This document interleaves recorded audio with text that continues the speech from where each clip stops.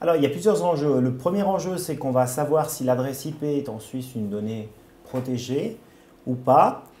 On a une décision au niveau européen. En Suisse, on n'a pas de décision de principe. Le deuxième enjeu, c'est de savoir si le téléchargement à titre, à des fins privées, sans le partage, est licite ou pas. Le tribunal fédéral va peut-être se prononcer sur la question de principe.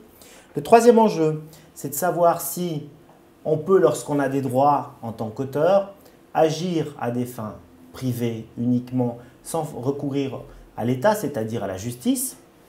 Et enfin, le dernier enjeu, l'enjeu, et pour la Suisse, il est important, il a été souligné par plusieurs commentateurs européens, c'est de savoir, après cette décision, si la Suisse respectera encore ses engagements internationaux.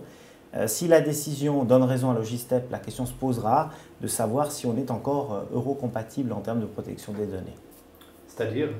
C'est-à-dire qu'actuellement, de nombreux États européens s'étonnent, on reçoit plein de messages de gens qui disent « mais comment c'est possible que dans un pays comme la Suisse, on puisse sans aucune base légale, spécifique et formelle, surveiller des gens quand on est des privés ?»